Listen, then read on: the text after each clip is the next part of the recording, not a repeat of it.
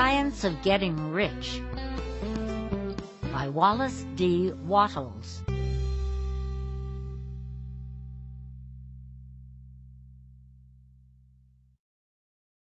Preface. This book is pragmatical, not philosophical. A practical manual, not a treatise upon theories. It is intended for the men and women whose most pressing need is for money, who wish to get rich first and philosophize afterward. It is for those who have, so far, found neither the time, the means, nor the opportunity to go deeply into the study of metaphysics, but who want results and who are willing to take the conclusions of science as a basis for action, without going into all the processes by which those conclusions were reached. It is expected that the reader will take the fundamental statements upon faith, just as he would take statements concerning a law of electrical action if they were promulgated by a Marconi or an Edison, and taking the statements upon faith, that he will prove their truth by acting upon them without fear or hesitation. Every man or woman who does this will certainly get rich, for the science herein applied is an exact science, and failure is impossible. For the benefit, however, of those who wish to investigate philosophical theories and so secure a logical basis for faith, I will here cite certain authorities. The monistic theory of the universe, the theory that one is all and that all is one, that one substance manifests itself as the seeming many elements of the material world, is of Hindu origin and has been gradually winning its way into the thought of the Western world for 200 years. It is the foundation of all the Oriental philosophies and of those of Descartes, Spinoza, Leibniz, Schopenhauer, Hegel, and Emerson. The reader who would dig to the philosophical foundations of this is advised to read Hegel and Emerson for himself. In writing this book, I have sacrificed all other considerations to plainness and simplicity of style, so that all might understand. The plan of action laid down herein was deduced from the conclusions of philosophy. It has been thoroughly tested and bears the supreme test of practical experiment. It works. If you wish to know how the conclusions were arrived at, read the writings of the authors mentioned above. And if you wish to reap the fruits of their philosophies in actual practice, read this book and do exactly as it tells you to do. The author. Chapter 1. The Right to be Rich. Whatever may be said in praise of poverty, the fact remains that it is not possible to live a really complete or successful life unless one is rich. No man can rise to his greatest possible height in talent or soul development unless he has plenty of money. For to unfold the soul and to develop talent, he must have many things to use, and he cannot have these things unless he has money to buy them with.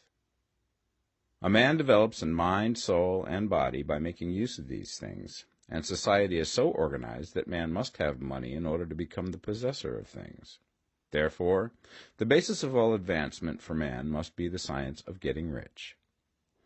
The object of all life is development, and everything that lives has an inalienable right to all the development it is capable of attaining. Man's right to life means his right to have the free and unrestricted use of all things which may be necessary to his fullest mental, spiritual, and physical unfoldment, or, in other words, his right to be rich. I shall not speak of riches in a figurative way. To be really rich does not mean to be satisfied or contented with a little. No man ought to be satisfied with little if he is capable of using and enjoying more. The purpose of nature is the advancement and unfoldment of life, and every man should have all that can contribute to the power, elegance, beauty, and richness of life. To be content with less is sinful. The man who owns all he wants for the living of all the life he is capable of living is rich, and no man who has not plenty of money can have all he wants. Life has advanced so far and become so complex that even the most ordinary man or woman requires a great amount of wealth in order to live in a manner that even approaches completeness. Every person naturally wants to become all that they are capable of becoming. This desire to realize innate possibilities is inherent in human nature. We cannot help wanting to be all that we can be.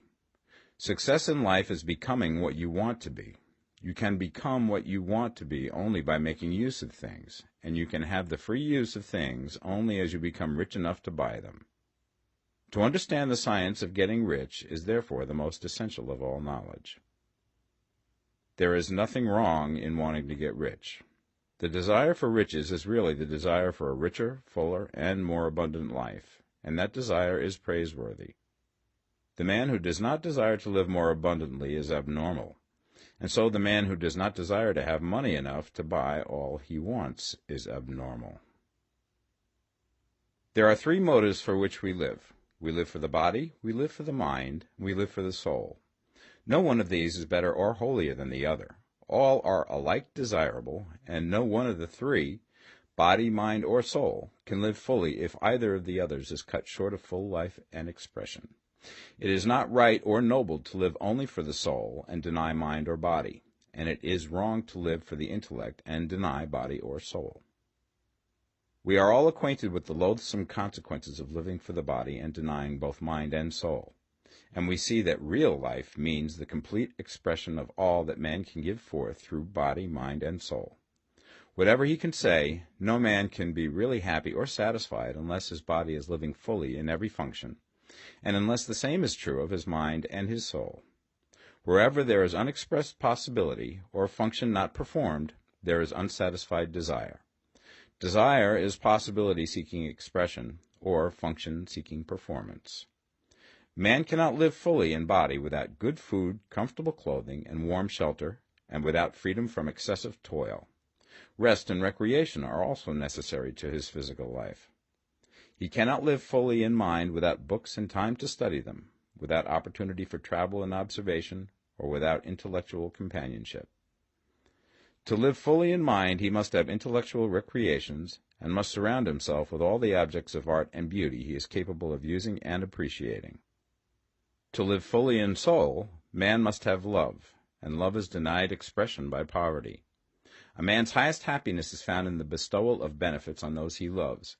Love finds its most natural and spontaneous expression in giving. The man who has nothing to give cannot fill his place as a husband or father, as a citizen or as a man. It is in the use of material things that a man finds full life for his body, develops his mind, and unfolds his soul. It is therefore of supreme importance to him that he should be rich. It is perfectly right that you should desire to be rich. If you are a normal man or woman, you cannot help doing so. It is perfectly right that you should give your best attention to the science of getting rich, for it is the noblest and most necessary of all studies. If you neglect this study, you are derelict in your duty to yourself, to God, and humanity, for you can render to God and humanity no greater service than to make the most of yourself. Chapter 2. There is a science of getting rich. There is a science of getting rich, and it is an exact science, like algebra or arithmetic. There are certain laws which govern the process of acquiring riches. Once these laws are learned and obeyed by any man, he will get rich with mathematical certainty. The ownership of money and property comes as a result of doing things in a certain way. Those who do things in this certain way, whether on purpose or accidentally, get rich, while those who do not do things in this certain way, no matter how hard they work or how able they are, remain poor. It is a natural law that like causes always produce like effects, and therefore any man or woman who learns to do things in this certain way will infallibly get rich. That the above statement is true is shown by the following facts. Getting rich is not a matter of environment, for if it were, all the people in certain neighborhoods would become wealthy. The people of one city would all be rich, while those of other towns would all be poor. Or the inhabitants of one state would roll in wealth, and those of an adjoining state would be in poverty. But everywhere we see rich and poor living side by side, in the same environment, and often engaged in the same vocations. When two men are in the same locality and in the same business, and one gets rich while the other remains poor, it shows that getting rich is not primarily a matter of environment. Some environments may be more favorable than others, but when two men in the same business are in the same neighborhood, and one gets rich while the other fails, it indicates that getting rich is the result of doing things in a certain way. And further, the ability to do things in this certain way is not due solely to the possession of talent, for many people who have great talent remain poor, while others who have very little talent get rich.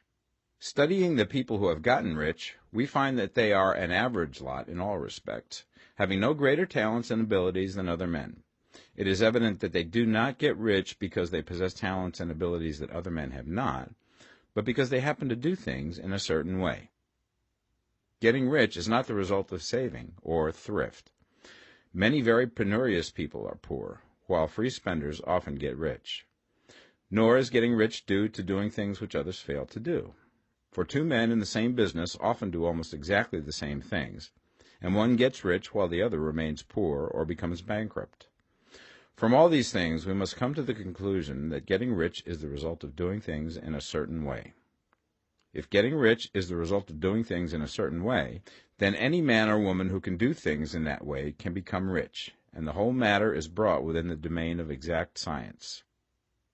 The question arises here whether this certain way may not be so difficult that only a few may follow it. This cannot be true, as we have seen, so far as natural ability is concerned. Talented people get rich, and blockheads get rich. Intellectually brilliant people get rich, and very stupid people get rich. Physically strong people get rich, and weak and sickly people get rich. Some degree of ability to think and understand is, of course, essential. But insofar natural ability is concerned, any man or woman who has sense enough to read and understand these words can certainly get rich. Also, we have seen that it is not a matter of environment. Location counts for something. One would not go to the heart of the Sahara and expect to do successful business.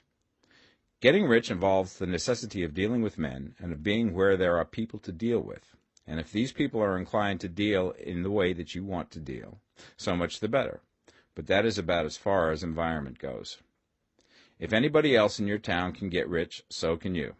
And if anybody else in your state can get rich, so can you. Again, it is not a matter of choosing some particular business or profession. People get rich in every business and in every profession, while their next-door neighbors in the same vocation remain in poverty. It is true that you will do best in a business which you like and which is congenial to you. And if you have certain talents which are well developed, you will do best in a business which calls for the exercise of those talents. Also, you will do best in a business which is suited to your locality.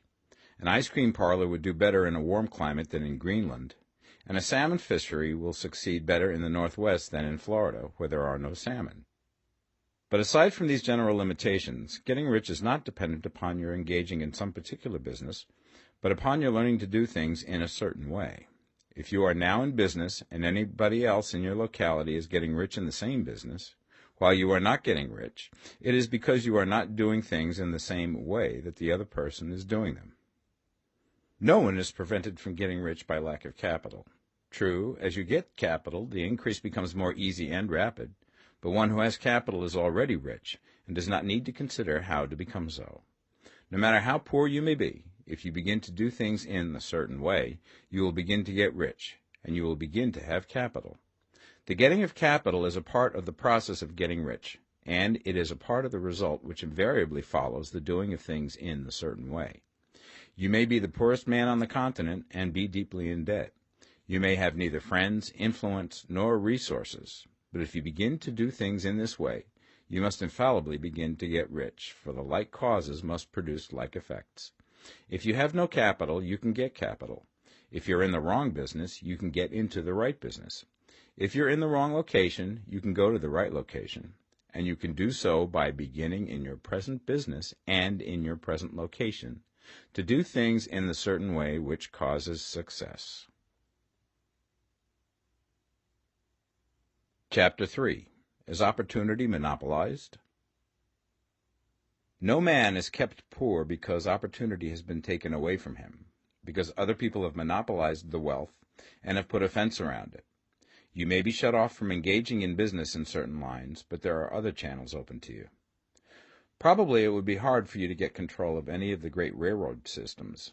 That field is pretty well monopolized, but the electric railway business is still in its infancy and offers plenty of scope for enterprise, and it will be but a very few years until traffic and transportation through the air will become a great industry, and in all its branches will give employment to hundreds of thousands and perhaps to millions of people.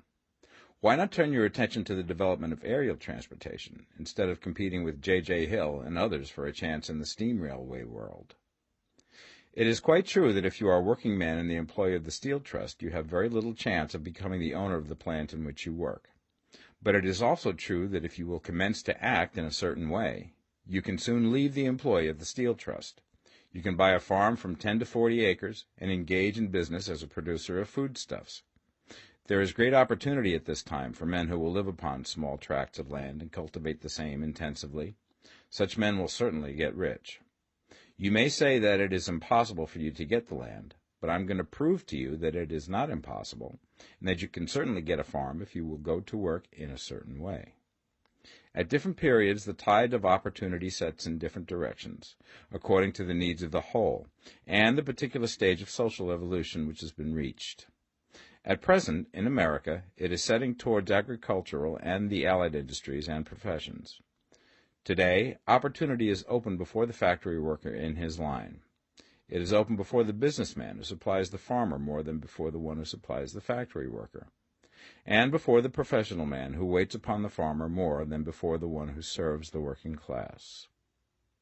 There is an abundance of opportunity for the man who will go with the tide instead of trying to swim against it. So the factory workers, either as individuals or as a class, are not deprived of opportunity. The workers are not being kept down by their masters. They are not being ground by the trusts and combinations of capital. As a class, they are where they are because they do not do things in a certain way. If the workers of America chose to do so, they could follow the example of their brothers in Belgium and other countries and establish great department stores and cooperative industries. They could elect men of their own class to office and pass laws favoring the development of such cooperative industries, and in a few years they could take peaceable possession of the industrial field. The working class may become the master class whenever they will begin to do things in a certain way. The law of wealth is the same for them as it is for all others.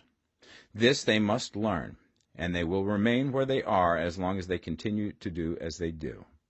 The individual worker, however, is not held down by the ignorance or the mental slothfulness of his class.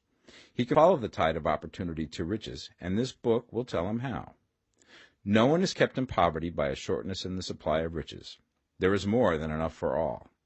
A palace as large as the Capitol in Washington might be built for every family on earth from the building material in the United States alone.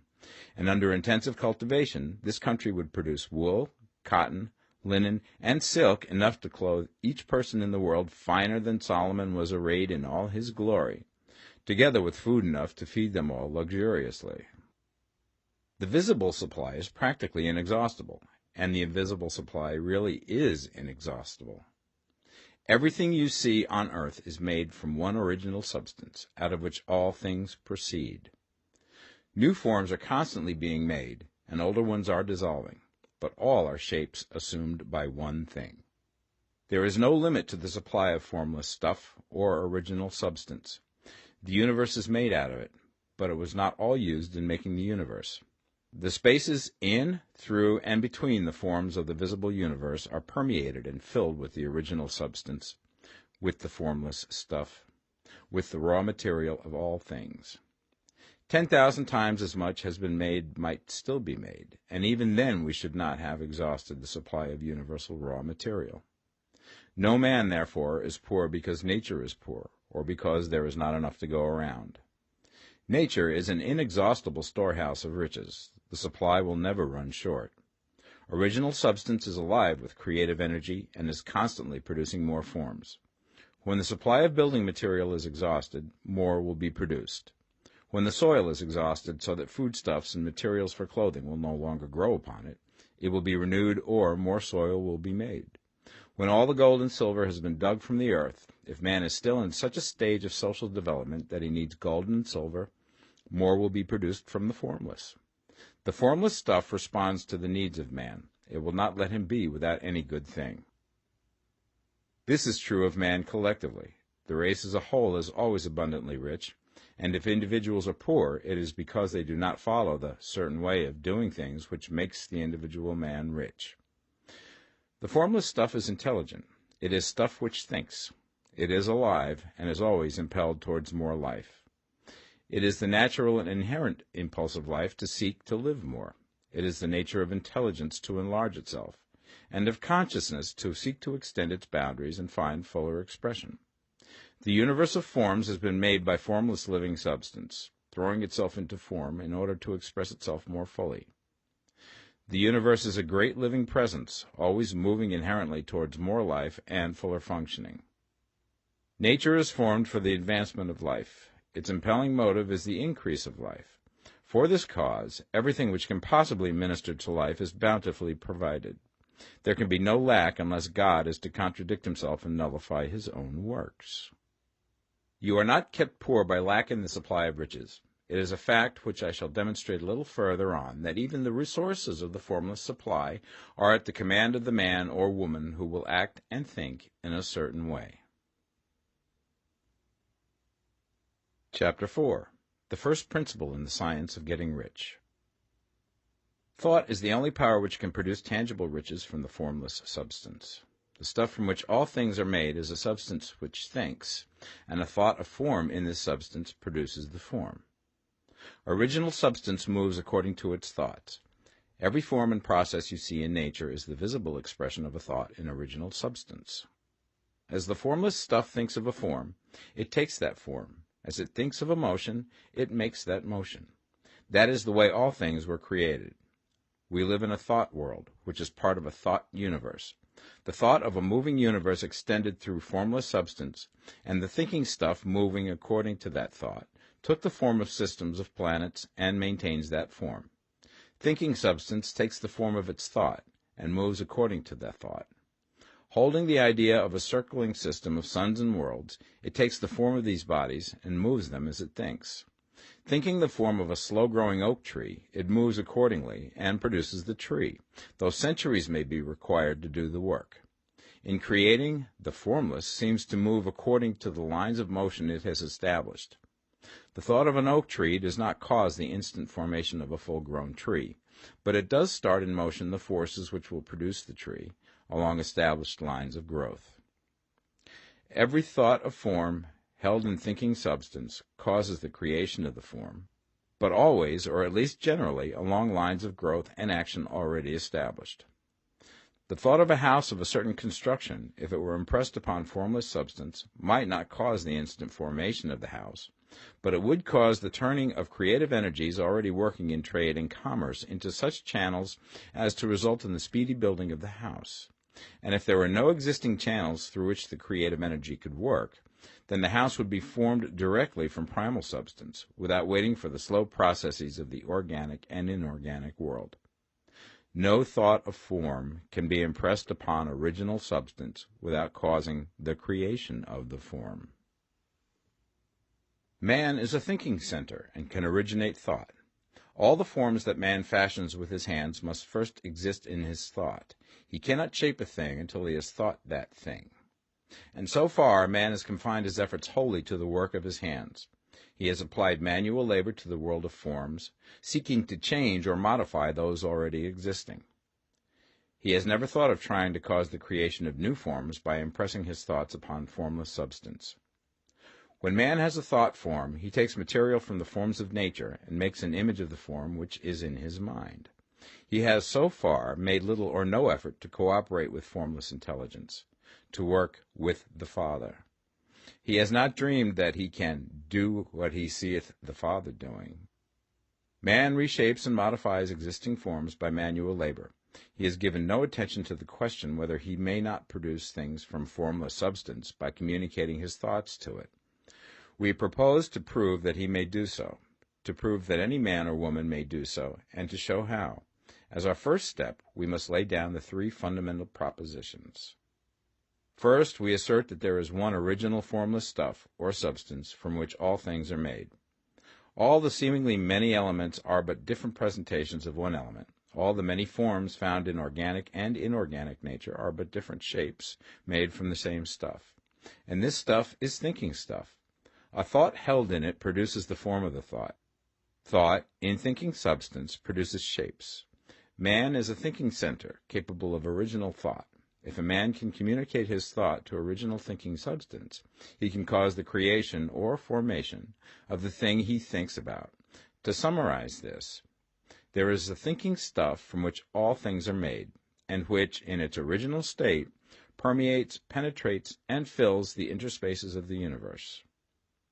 A thought in this substance produces the thing that is imaged by the thought. Man can form things in his thought, and, by impressing his thought upon formless substance, can cause the thing he thinks about to be created. It may be asked if I can prove these statements, and without going into details, I answer that I can do so, both by logic and experience. Reasoning back from the phenomena of form and thought, I come to one original thinking substance, and reasoning forward from that thinking substance, I come to man's power to cause the formation of the thing he thinks about. And by experiment, I find the reasoning true, and this is my strongest proof. If one man who reads this book gets rich by doing what it tells him to do, that is evidence in support of my claim. But if every man who does what it tells him to do gets rich, that is proof positive until someone goes through the process and fails. The theory is true until the process fails, and this process will not fail. For every man who does exactly what this book tells him to do will get rich. I have said that men get rich by doing things in a certain way, and in order to do so, men must become able to think in a certain way. A man's way of doing things is the direct result of the way he thinks about things. To do things in a way that you want to do them, you will have to acquire the ability to think the way you want to think. This is the first step towards getting rich. To think what you want to think is to think truth, regardless of appearances. Every man has the natural and inherent power to think what he wants to think, but it requires far more effort to do so than it does to think the thoughts which are suggested by appearances. To think according to appearance is easy. To think truth regardless of appearances is laborious, and requires the expenditure of more power than any other work man is called upon to perform. There is no labor from which most people shrink as they do from that of sustained and consecutive thought. It is the hardest work in the world. This is especially true when truth is contrary to appearances. Every appearance in the visible world tends to produce a corresponding form in the mind which observes it, and this can only be prevented by holding the thought of the truth. To look upon the appearance of disease will produce the form of disease in your own mind and ultimately in your body, unless you hold the thought of the truth, which is that there is no disease. It is only an appearance, and the reality is health. To look upon the appearances of poverty will produce corresponding forms in your own mind, unless you hold to the truth that there is no poverty, there is only abundance. To think health when surrounded by the appearance of disease, or to think riches when in the midst of appearances of poverty, requires power, but he who acquires this power becomes a master mind. He can conquer fate. He can have what he wants. This power can only be acquired by getting hold of the basic fact which is behind all appearances, and that fact is that there is one thinking substance, from which and by which all things are made. Then we must grasp the truth that every thought held in this substance becomes a form, and that man can so impress his thoughts upon it as to cause them to take form and become visible things. When we realize this, we lose all doubt and fear, for we know that we can create what we want to create, and we can get what we want to have, and can become what we want to be. As a first step towards getting rich, you must believe the three fundamental statements given previously in this chapter, and in order to emphasize them, I repeat them here. There is a thinking stuff from which all things are made, and which, in its original state, permeates, penetrates, and fills the interspaces of the universe. A thought in this substance produces the thing that is imaged by the thought. Man can form things in his thought, and, by impressing his thought upon formless substance, can cause the thing he thinks about to be created. You must lay aside all other concepts of the universe than this monistic one, and you must dwell upon this until it is fixed in your mind and has become your habitual thought. Read these creed statements over and over again. Fix every word upon your memory, and meditate upon them until you firmly believe what they say. If a doubt comes to you, cast it aside as a sin. Do not listen to arguments against this idea. Do not go to churches or lectures where a contrary concept of things is taught or preached. Do not read magazines or books which teach a different idea. If you get mixed up in your faith, all your efforts will be in vain. Do not ask why these things are true, nor speculate as to how they can be true. Simply take them on trust. The science of getting rich begins with the absolute acceptance of this faith. Chapter 5. Increasing Life. You must get rid of the last vestige of the old idea that there is a deity whose will it is that you should be poor, or whose purposes may be served by keeping you in poverty. The intelligent substance which is all, and in all, which lives in all and lives in you, is a consciously living substance. Being a consciously living substance, it must have the nature and inherent desire of every living intelligence for increase of life. Every living thing must continually seek for the enlargement of its life, because life, in the mere act of living, must increase itself. A seed, dropped into the ground, springs into activity, and in the act of living produces 100 more seeds. Life, by living, multiplies itself. It is forever becoming more. It must do so if it continues to be at all. Intelligence is under the same necessity for continuous increase. Every thought we think makes it necessary for us to think another thought. Consciousness is continually expanding. Every fact we learn leads us to the learning of another fact. Knowledge is continually increasing. Every talent we cultivate brings to the mind the desire to cultivate another talent. We are subject to the urge of life, seeking expression, which ever drives us on to know more, to do more, and to be more. In order to know more, do more, and be more, we must have more. We must have things to use, for we learn and do and become only by using things. We must get rich so that we can live more. The desire for riches is simply the capacity for larger life seeking fulfillment.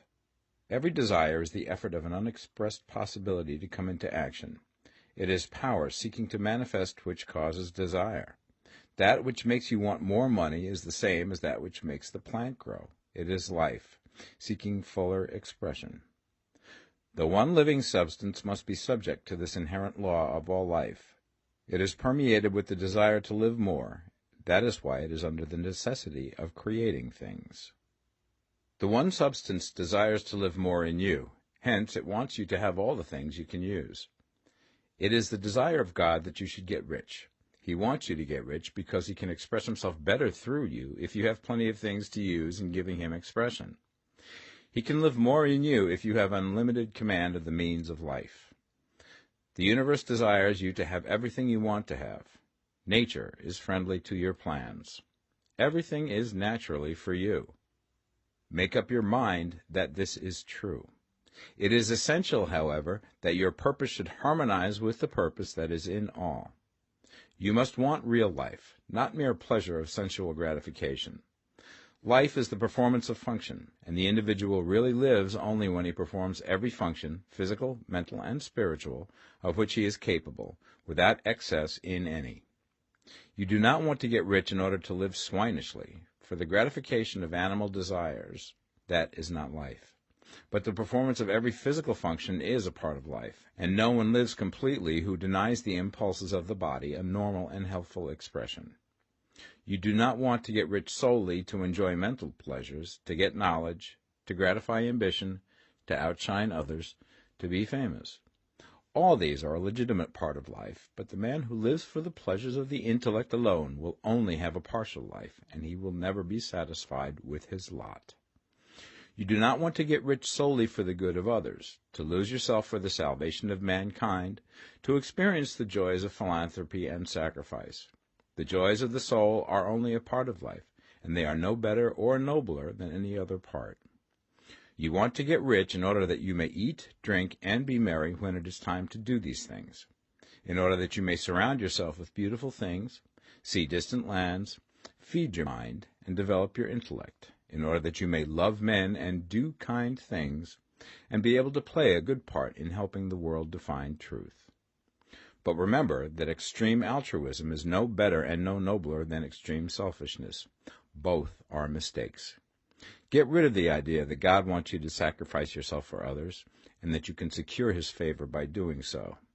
God requires nothing of the kind. What he wants is that you should make the most of yourself, for yourself and for others, and you can help others more by making the most of yourself than in any other way. You can make the most of yourself only by getting rich, so it is right and praiseworthy that you should give your first and best thought to the work of acquiring wealth. Remember, however, that the desire of substance is for all, and its movements must be for more life to all. It cannot be made to work for less life to any, because it is equally in all, seeking riches and life. Intelligent substance will make things for you, but it will not take things away from someone else and give them to you. You must get rid of the thought of competition. You are to create, not to compete for what is already created. You do not have to take anything away from anyone. You do not have to drive sharp bargains. You do not have to cheat or to take advantage. You do not need to let any man work for you for less than he earns. You do not have to covet the property of others or to look at it with wishful eyes. No man has anything of which you cannot have the like, and that without taking what he has away from him. You are to become a creator, not a competitor. You are going to get what you want, but in such a way that when you get it, every other man will have more than he has now. I am aware that there are men who get a vast amount of money by proceeding in direct opposition to the statements in the paragraph above, and may add a word of explanation here. Men of the plutocratic type, who become very rich, do so sometimes purely by their extraordinary ability on the plane of competition, and sometimes they unconsciously relate themselves to substance and its great purposes and movements for the general racial upbuilding through industrial evolution. Rockefeller, Carnegie, Morgan, et al. Have been the unconscious agents of the supreme in the necessary work of systematizing and organizing productive industry, and, in the end, their work will contribute immensely towards increased life for all. Their day is nearly over. They have organized production, and will soon be succeeded by the agents of the multitude, who will organize the machinery of distribution. The multimillionaires are like the monster reptiles of the prehistoric eras. They play a necessary part in the evolutionary process, but the same power which produced them will dispose of them, and it is well to bear in mind that they have never been really rich. A record of the private lives of most of this class will show that they have really been the most abject and wretched of the poor. Riches secured on the competitive plane are never satisfactory and permanent. They are yours today and another's tomorrow. Remember, if you are to become rich in a scientific and certain way, you must rise entirely out of the competitive thought. You must never think for a moment that the supply is limited. Just as soon as you begin to think that all the money is being cornered and controlled by bankers and others, and that you must exert yourself to get laws passed to stop this process, and so on, in that moment you drop into the competitive mind, and your power to cause creation is gone for the time being. And what is worse, you will probably arrest the creative movements you have already instituted. Know that there are countless millions of dollars worth of gold in the mountains of the earth, not yet brought to light, and know that if there were not, more would be created from thinking substance to supply your needs. Know that the money you need will come, even if it is necessary for 1,000 men to be led to the discovery of new gold mines tomorrow. Never look at the visible supply. Look always at the limitless riches in formless substance, and know that they are coming to you as fast as you can receive and use them. Nobody, by cornering the visible supply, can prevent you from getting what is yours. So never allow yourself to think for an instant that all the best building spots will be taken before you get ready to build your house, unless you hurry. Never worry about the trusts and combines, and get anxious for fear that they will soon come to own the whole earth. Never get afraid that you will lose what you want because some other person beat you to it. That cannot possibly happen. You are not seeking anything that is possessed by anybody else. You are causing what you want to be created from formless substance, and the supply is without limits. Stick to the formulated statement. There is a thinking stuff from which all things are made, and which, in its original state, permeates, penetrates, and fills the interspaces of the universe. A thought in this substance produces the thing that is imaged by the thought.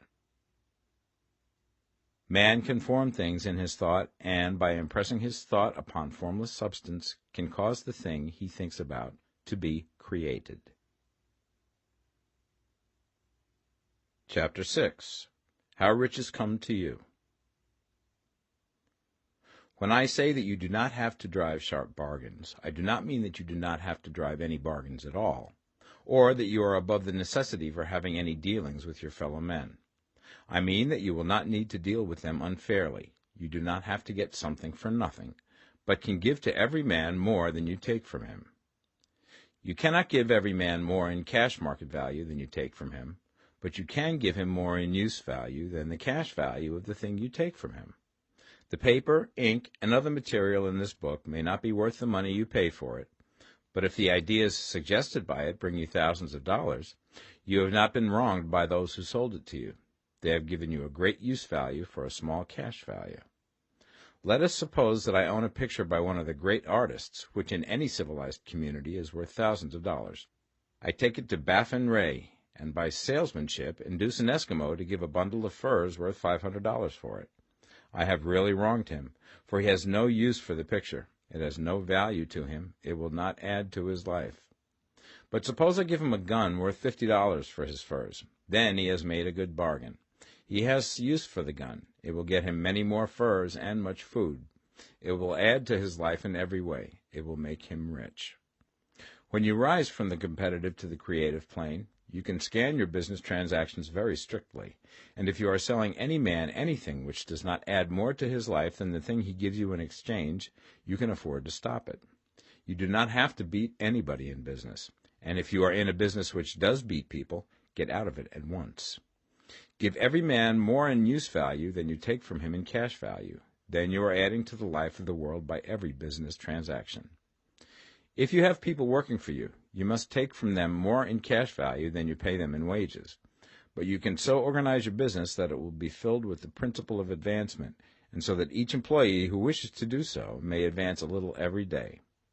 You can make your business do for your employees what this book is doing for you. You can so conduct your business that it will be a sort of ladder, by which every employee who will take the trouble may climb to riches himself, and, given the opportunity, if he will not do so, it is not your fault. And finally, because you are to cause the creation of your riches from formless substance which permeates all your environment, it does not follow that they are to take shape from the atmosphere and come into being before your eyes. If you want a sewing machine, for instance, I do not mean to tell you that you are to impress the thought of a sewing machine on thinking substance until the machine is formed without hands, in the room where you sit or elsewhere. But if you want a sewing machine, hold the mental image of it with the most positive certainty that it is being made, or is on its way to you. After once forming the thought, have the most absolute and unquestioning faith that the sewing machine is coming. Never think of it, or speak of it, in any other way than as being sure to arrive. Claim it as already yours. It will be brought to you by the power of the Supreme Intelligence, acting upon the minds of men. If you live in Maine, it may be that a man will be brought from Texas or Japan to engage in some transaction which will result in your getting what you want. If so, the whole matter will be as much to that man's advantage as it is to yours. Do not forget for a moment that the thinking substance is through all, in all, communicating with all, and can influence all. The desire of thinking substance for a fuller life and better living has caused the creation of all the sewing machines already made, and it can cause the creation of millions more, and will, whenever men set it in motion by desire and faith, and by acting in a certain way. You can certainly have a sewing machine in your house, and it is just as certain that you can have any other thing or things which you want, and which you will use for the advancement of your own life and the lives of others. You need not hesitate about asking largely. It is your Father's pleasure to give you the kingdom, said Jesus. Original substance wants to live all that is possible in you, and wants you to have all that you can or will use for the living of the most abundant life. If you fix upon your consciousness the fact that the desire you feel for the possession of riches is one with the desire of omnipotence for more complete expression, your faith becomes invincible. Once I saw a little boy sitting at a piano, and vainly tried to bring harmony out of the keys, and I saw that he was grieved and provoked by his inability to play real music. I asked him the cause of his vexation, and he answered, "I can feel the music in me, but I can't make my hands go right." The music in him was the urge of original substance, containing all the possibilities of all life. All that there is of music was seeking expression through the child. God, the one substance, is trying to live and do and enjoy things through humanity. He is saying, I want hands to build wonderful structures, to play divine harmonies, to paint glorious pictures. I want feet to run my errands, eyes to see my beauties, tongues to tell mighty truths and to sing marvelous songs, and so on. All that there is of possibility is seeking expression through men. God wants those who can play music to have pianos and every other instrument, and to have the means to cultivate their talents to the fullest extent. He wants those who can appreciate beauty to be able to surround themselves with beautiful things. He wants those who can discern truth to have every opportunity to travel and observe. He wants those who can appreciate dress to be beautifully clothed, and those who can appreciate good food to be luxuriously fed. He wants all these things because it is himself that enjoys and appreciates them. It is God who wants to play and sing and enjoy beauty and proclaim truth and wear fine clothes and eat good food. It is God that worketh in you to will and to do, said Paul. The desire you feel for riches is the infinite, seeking to express himself in you as he sought to find expression in the little boy at the piano. So you need not hesitate to ask largely. Your part is to focalize and express the desire to God. This is a difficult point with most people. They retain some of the old idea that poverty and self-sacrifice are pleasing to God. They look upon poverty as a part of the plan, a necessity of nature. They have the idea that God has finished his work and made all that he can make, and that the majority of men must stay poor because there is not enough to go around. They hold to so much of this erroneous thought that they feel ashamed to ask for wealth. They try not to want more than a very modest competence, just enough to make them fairly comfortable. I recall now the case of one student who was told that he must get in mind a clear picture of the things he desired, so that the creative thought of them might be impressed upon formless substance. He was a very poor man, living in a rented house, and having only what he earned from day to day, and he could not grasp the fact that all wealth was his. So, after thinking the matter over, he decided that he might reasonably ask for a new rug for the floor of his best room, and an anthracite coal stove to heat the house during the cold weather. Following the instructions given in this book, he obtained these things in a few months, and then it dawned upon him that he had not asked enough. He went through the house in which he lived and planned all the improvements he would like to make in it. He mentally added a bay window here and a room there, until it was complete in his mind as an ideal home, and then he planned its furnishings. Holding the whole picture in his mind, he began living in the certain way, and moving towards what he wanted, and he now owns the house, and is rebuilding it after the form of his mental image. And now, with still larger faith, he is going to get greater things. It has been unto him according to his faith, and it is so with you and with all of us. Chapter 7. Gratitude. The illustrations given in the last chapter will have conveyed the fact that the first step towards getting rich is to convey the idea of your wants to the formless substance. This is true, and you will see that in order to do so, it becomes necessary to relate yourself to the formless intelligence in a harmonious way. To secure this harmonious relation is a matter of such primary and vital importance that I shall give some space to its discussion here, and give you instructions which, if you will follow them, will be certain to bring you into perfect unity of mind with God. The whole process of mental adjustment and atonement can be summed up in one word: gratitude. First, you believe that there is one intelligent substance from which all things proceed. Second, you believe that this substance gives you everything you desire. And third, you relate yourself to it by a feeling of deep and profound gratitude. Many people who order their lives rightly in all other ways are kept in poverty by their lack of gratitude. Having received one gift from God, they cut the wires which connect them with him by failing to make acknowledgment. It is easy to understand that the nearer we live to the source of wealth, the more wealth we shall receive. And it is easy also to understand that the soul that is always grateful lives in closer touch with God than the one which never looks to him in thankful acknowledgment. The more gratefully we fix our minds on the Supreme when good things come to us, the more good things we will receive, and the more rapidly they will come. And the reason simply is that the mental attitude of gratitude draws the mind into closer touch with the source from which the blessings come. If it is a new thought to you that gratitude brings your whole mind into closer harmony with the creative energies of the universe, consider it well, and you will see that it is true. The good things you already have come to you along the line of obedience to certain laws. Gratitude will lead your mind out along the ways by which things come, and it will keep you in close harmony with creative thought and prevent you from falling into competitive thought. Gratitude alone can keep you looking towards the all, and prevent you from falling into the error of thinking of the supply as limited, and to do that would be fatal to your hopes. There is a law of gratitude, and it is absolutely necessary that you should observe the law if you are to get the results you seek. The law of gratitude is the natural principle that action and reaction are always equal, and in opposite directions. The grateful outreaching of your mind in thankful praise to the Supreme is a liberation or expenditure of force. It cannot fail to reach that to which it is addressed, and the reaction is an instantaneous movement towards you. Draw nigh unto God, and he will draw nigh unto you. That is a statement of psychological truth. And if your gratitude is strong and constant, the reaction in formless substance will be strong and continuous. The movement of the things you want will always be towards you.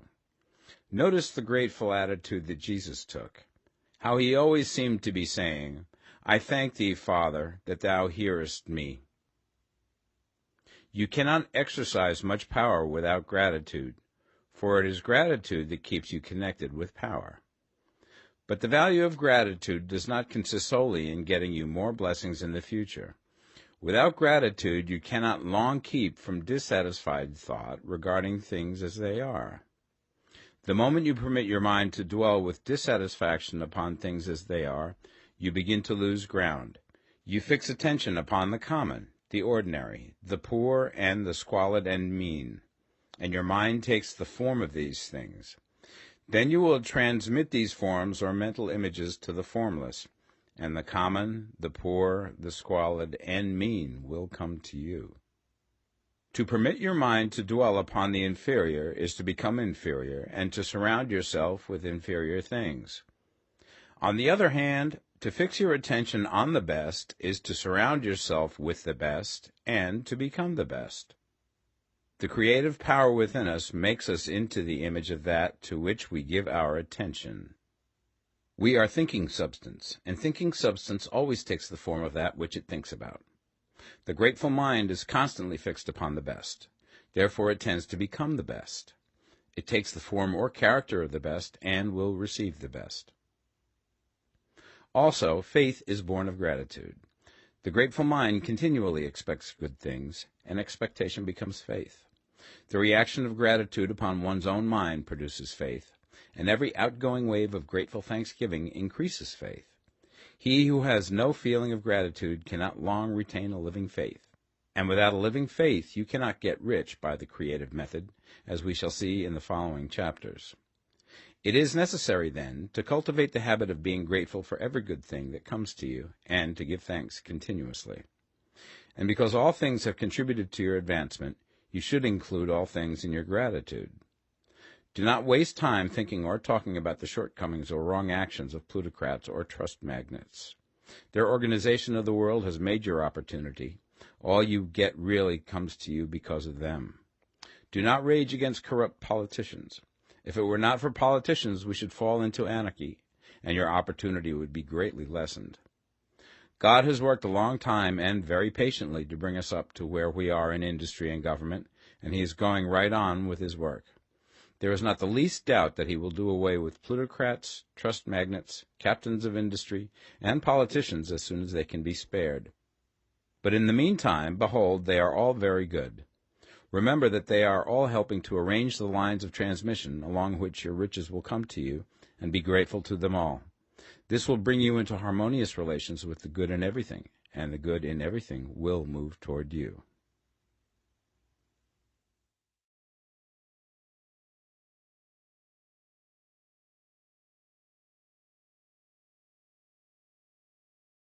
The Science of Getting Rich, Part 2. Chapter 8, Thinking in the Certain Way. You must form a clear and definite mental picture of what you want. You cannot transmit an idea unless you have it yourself. You must have it before you can give it, and many people fail to impress thinking substance because they have themselves only a vague and misty concept of the things they want to do, to have, or to become. It is not enough that you should have a general desire for wealth to do good with. Everybody has that desire. It is not enough that you should have a wish to travel, see things, live more, etc. Everybody has those desires also. If you were going to send a wireless message to a friend, you would not send the letters of the alphabet in their order and let him construct the message for himself, nor would you take words at random from the dictionary. You would send a coherent sentence, one which meant something. When you try to impress your wants upon substance, remember that it must be done by a coherent statement. You must know what you want and be definite. You can never get rich or start the creative power into action by sending out unformed longings and vague desires. Go over your desires just as the man I have described went over his house. See just what you want and get a clear mental picture of it as you wish it to look when you get it. That clear mental picture you must have continually in mind, as the sailor has in mind the port towards which he is sailing the ship. You must keep your face towards it all the time. You must no more lose sight of it than the steersman loses sight of the compass. It is not necessary to take exercises in concentration, nor to set apart special times for prayer and affirmation, nor to go into the silence, nor to do occult stunts of any kind. There things are well enough, but all you need is to know what you want, and to want it badly enough so that it will stay in your thoughts. Spend as much of your leisure time as you can in contemplating your picture, but no one needs to take exercises to concentrate his mind on a thing which he really wants. It is the things you do not really care about which require effort to fix your attention upon them. And unless you really want to get rich, so that the desire is strong enough to hold your thoughts directly to the purpose, as the magnetic pole holds the needle of the compass, it will hardly be worthwhile for you to try to carry out the instructions given in this book. The methods herein set forth are for people whose desire for riches is strong enough to overcome mental laziness and the love of ease, and make them work. The more clear and definite you make your pictures then, and the more you dwell upon it, bringing out all of its delightful details, the stronger your desire will be, and the stronger your desire, the easier it will be to hold your mind fixed upon the picture of what you want. Something more is necessary, however, than merely to see the picture clearly. If that is all you do, you are only a dreamer, and will have little or no power for accomplishment. Behind your clear vision must be the purpose to realize it, to bring it out in tangible expression. And behind this purpose must be an invincible and unwavering faith that the thing is already yours, that it is at hand, and you have only to take possession of it. Live in the new house mentally until it takes form around you physically. In the mental realm, enter at once into full enjoyment of the things you want. Whatsoever things ye ask for when ye pray, believe that ye receive them, and ye shall have them, said Jesus. See the things you want as if they were actually around you all the time. See yourself as owning and using them. Make use of them in imagination, just as you will use them when they are your tangible possessions. Dwell upon your mental picture until it is clear and distinct, and then take the mental attitude of ownership towards everything in that picture. Take possession of it in mind, in the full faith that it is actually yours. Hold to this mental ownership. Do not waver for an instant in the faith that it is real. And remember what was said in the preceding chapter about gratitude. Be as thankful for it all the time as you expect to be when it has taken form. The man who can sincerely thank God for the things which as yet he owns only in imagination has real faith. He will get rich. He will cause the creation of whatsoever he wants. You do not need to pray repeatedly for things you want. It is not necessary to tell God about it every day. Use not vain repetitions as the heathens do, said Jesus to his pupils. For your Father knoweth that ye have need of these things before ye ask him.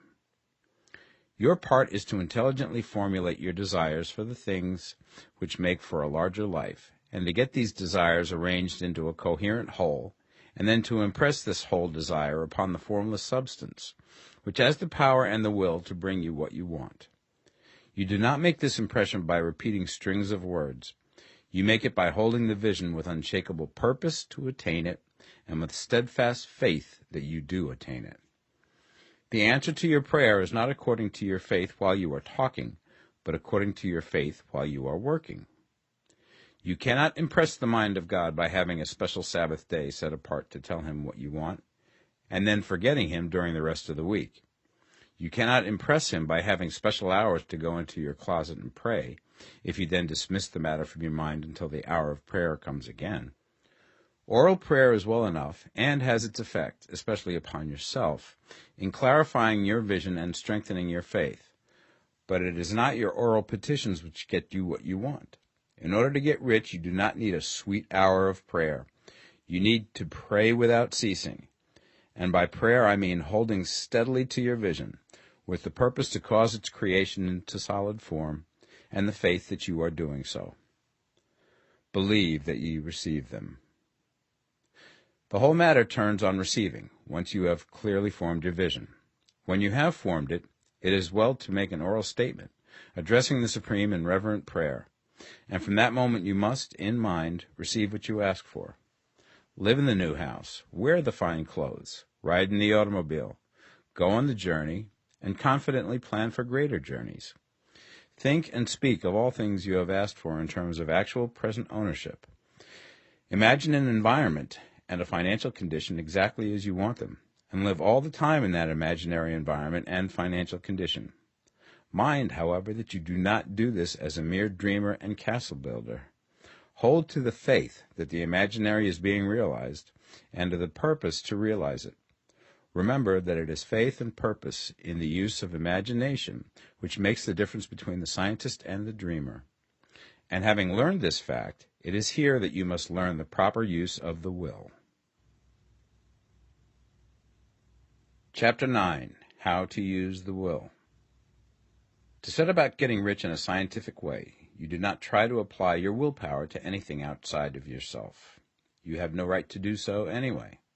It is wrong to apply your will to other men and women in order to get them to do what you wish done.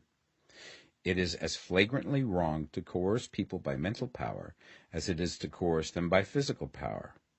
If compelling people by physical force to do things for you reduces them to slavery, compelling them by mental means accomplishes exactly the same thing. The only difference is in methods. If taking things from people by physical force is robbery, then taking things by mental force is robbery also. There is no difference in principle. You have no right to use your willpower upon another person, even for his own good, for you do not know what is for his good. The science of getting rich does not require you to apply power or force to any other person in any way whatsoever. There is not the slightest necessity for doing so. Indeed, any attempt to use your will upon others will only tend to defeat your purpose. You do not need to apply your will to things in order to compel them to come to you. That would simply be trying to coerce God, and would be foolish and useless, as well as irreverent. You do not have to compel God to give you good things, any more than you have to use your willpower to make the sun rise. You do not have to use your willpower to conquer an unfriendly deity, or to make stubborn and rebellious forces do your bidding. Substance is friendly to you, and is more anxious to give you what you want than you are to get it. To get rich, you need only to use your willpower upon yourself. When you know what to think and do, then you must use your will to compel yourself to think and do the right things. That is the legitimate use of the will in getting what you want, to use it in holding yourself to the right course. Use your will to keep yourself thinking and acting in the certain way. Do not try to project your will or thoughts or your mind out into space to act on things or people. Keep your mind at home. It can accomplish more there than elsewhere. Use your mind to form a mental image of what you want and to hold that vision with faith and purpose, and use your will to keep your mind working in the right way. The more steady and continuous your faith and purpose, the more rapidly you will get rich, because you will make only positive impressions upon substance, and you will not neutralize or offset them by negative impressions. The picture of your desires, held with faith and purpose, is taken up by the formless, and permeates it to great distances throughout the universe, for all I know. As this impression spreads, all things are set moving towards its realizations. Every living thing, every inanimate thing, and the things yet uncreated, are stirred towards bringing into being that which you want. All forces begin to be exerted in that direction. All things begin to move towards you. The minds of people everywhere are influenced towards doing the things necessary to the fulfilling of your desires, and they work for you unconsciously. But you can check all this by starting a negative impression in the formless substance. Doubt or unbelief is as certain to start a movement away from you as faith and purpose are to start one toward you.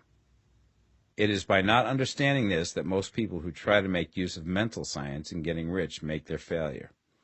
Every hour and moment you spend in giving heeds to doubts and fears. Every hour you spend in worry, every hour in which your soul is possessed by unbelief, sets a current away from you in the whole domain of intelligent substance. All the promises are unto them that believe, and unto them only. Notice how insistent Jesus was upon this point of belief, and now you know the reason why. Since belief is all important, it behooves you to guard your thoughts, and as your beliefs will be shaped to a very great extent by the things you observe and think about, it is important that you should command your attention.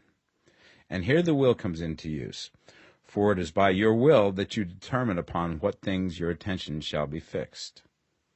If you want to become rich, you must not make a study of poverty. Things are not brought into being by thinking about their opposites. Health is never to be attained by studying disease and thinking about disease. Righteousness is not to be promoted by studying sin and thinking about sin. And no one ever got rich by studying poverty and thinking about poverty. Medicine as a science of disease has increased disease. Religion as a science of sin has promoted sin. And economics as a study of poverty will fill the world with wretchedness and want. Do not talk about poverty. Do not investigate it or concern yourself with it. Never mind what its causes are. You have nothing to do with them. What concerns you is the cure. Do not spend your time in charitable work or charity movements. All charity only tends to perpetuate the wretchedness it aims to eradicate. I do not say that you should be hard-hearted or unkind and refuse to hear the cry of need, but you must not try to eradicate poverty in any of the conventional ways. Put poverty behind you, and put all that pertains to it behind you, and make good. Get rich. That is the best way you can help the poor. And you cannot hold the mental image which is to make you rich if you fill your mind with pictures of poverty. Do not read books or papers which give circumstantial accounts of the wretchedness of the tenement dwellers, of the horrors of child labor, and so on. Do not read anything which fills your mind with gloomy images of want and suffering. You cannot help the poor in the least by knowing about these things, and the widespread knowledge of them does not tend at all to do away with poverty. What tends to do away with poverty is not getting the pictures of poverty into your mind, but getting pictures of wealth into the minds of the poor. You are not deserting the poor in their misery when you refuse to allow your mind to be filled with pictures of that misery. Poverty can be done away with, not by increasing the number of well-to-do people who think about poverty, but by increasing the number of poor people who purpose with faith to get rich. The poor do not need charity, they need inspiration. Charity only sends them a loaf of bread to keep them alive in their wretchedness, or give them an entertainment to make them forget for an hour or two. But inspiration will cause them to rise out of their misery. If you want to help the poor, demonstrate to them that they can become rich. Prove it by getting rich yourself. The only way in which poverty will ever be banished from this world is by getting a large and constantly increasing number of people to practice the teachings of this book. People must be taught to become rich by creation, not by competition. Every man who becomes rich by competition throws down behind him the ladder by which he rises and keeps others down. But every man who gets rich by creation opens a way for thousands to follow him and inspires them to do so. You are not showing hardness of heart or an unfeeling disposition when you refuse to pity poverty, see poverty, read about poverty, or think or talk about it, or to listen to those who do talk about it. Use your willpower to keep your mind off the subject of poverty and to keep it fixed with faith and purpose on the vision of what you want. Chapter 10. Further Use of the Will. You cannot retain a true and clear vision of wealth if you are constantly turning your attention to opposing pictures, whether they be external or imaginary. Do not tell of your past troubles of a financial nature, if you have had them. Do not think of them at all. Do not tell of the poverty of your parents or the hardships of your early life. To do any of these things is to mentally class yourself with the poor for the time being, and it will certainly check the movement of things in your direction. Let the dead bury their dead, as Jesus said. Put poverty and all things that pertain to poverty completely behind you. You have accepted a certain theory of the universe as being correct, and are resting all your hopes of happiness on its being correct. And what can you gain by giving heed to conflicting theories? Do not read religious books which tell you that the world is soon coming to an end, and do not read the writing of muckrakers and pessimistic philosophers who tell you that it is going to the devil. The world is not going to the devil. It is going to God. It is wonderful becoming. True, there may be a good many things in existing conditions which are disagreeable, but what is the use of studying them when they are certainly passing away, and when the study of them only tends to check their passing and keep them with us? Why give time and attention to things which are being removed by evolutionary growth, when you can hasten their removal only by promoting the evolutionary growth as far as your part of it goes? No matter how horrible and seeming may be the conditions in certain countries, sections, or places, you waste your time and destroy your own chances by considering them. You should interest yourself in the world's becoming rich. Think of the riches in the world is coming to, instead of the poverty it is growing out of, and bear in mind that the only way in which you can assist the world in growing rich is by growing rich yourself through creative method, not the competitive one. Give your attention wholly to riches. Ignore poverty. Whenever you think or speak of those who are poor, think and speak of them as those who are becoming rich, as those who are to be congratulated rather than pitied. Then they and others will catch the inspiration and begin to search for the way out. Because I say that you are to give your whole time and mind and thought to riches, it does not follow that you are to be sordid or mean. To become really rich is the noblest aim you can have in life, for it includes everything else. On the competitive plane, the struggle to get rich is a godless scramble for power over other men. But when we come into the creative mind, all this is changed.